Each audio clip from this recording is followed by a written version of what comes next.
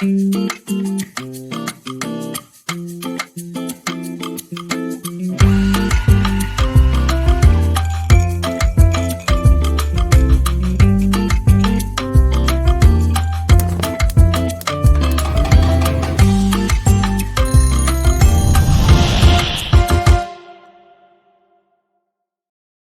was raised in the church. I participated in youth group, went on multiple mission trips. I guess you could have called me an evangelical. But now, I'm an ex-evangelical, and my unique deconversion story that is exactly the same as every other deconversion story must be told. I had a DTR with Jesus at a very young age. I loved him. I probably would have called him my boyfriend if I hadn't kissed dating goodbye. But then, a college professor asked me how a loving God could oppose homosexuality, and it occurred to me that I had never once thought about what I believed, and I abandoned my faith like that. Since then, I've learned all kinds of arguments against Christianity.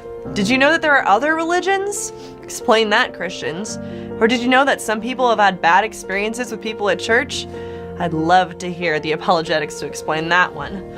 And I don't want to get too heady. I'm not sure how intellectual you want to get, but have you heard of science? If God was real, then why science?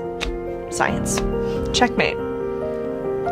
I just can't believe not a single other evangelical has ever thought about this, except for all those other ex-evangelicals who abandoned the faith in the exact same way. When I was a Christian, I had so much self-doubt. I judged other people all the time, and I felt overwhelmingly repressed, all in the name of Christ. Now that I no longer believe in that stuff, I have so much self-doubt.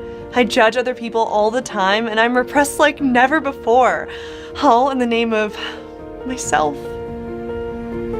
Christians don't realize how dogmatic and controlling their religion is. Like now, on Sundays, I can do yoga or complain about the no dogs rule at the farmer's market instead of going to the church or feeding the homeless. Ugh.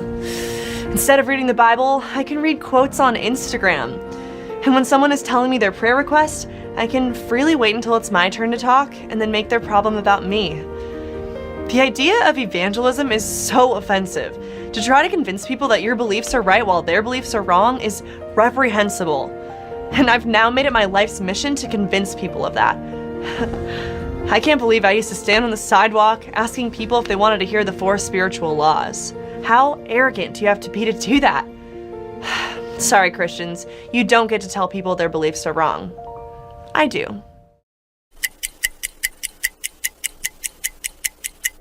Oh, what kind of books do I like? Oh man, I'm an avid reader, of course, you know.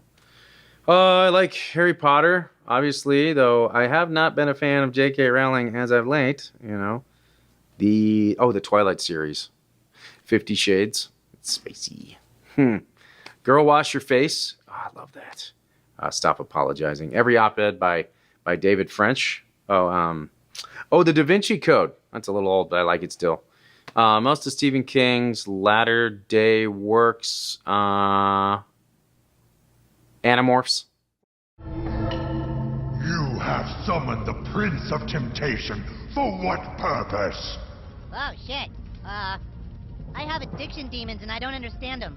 Then allow me to explain the darkness of the human soul.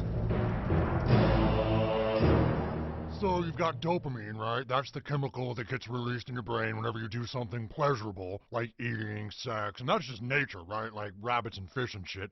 They need dopamine so that they want to consume and reproduce. Okay. But because humans have progressed and now have access to all the shit they want whenever they want it, it's easy for them to overdo and have dopamine problems. You know, it's not fucking rocket science, this stuff. So there's nothing spiritually wrong with me? Fuck no. It's like being diabetic. You know, it's like you can eat wrong and chemicals get released from your liver in a weird way. You know, you've been eating gluten and shit. And then eventually you've got a chemical imbalance from your liver. And something clicked and now you're diabetic forever, right? So like if you keep doing something too much, eventually there's a dopamine fuck up, right? And you're kind of screwed up for life. So what does that mean? I can get addicted to everything so I can't enjoy anything? Yeah, that's pretty much what it means. The addict people said something about me filling a hole. Well, who's not filling a fucking hole, right? You know, I mean, what kind of bullshit is that? So let's talk about genetics now. You still have time? Yeah, no, this is great.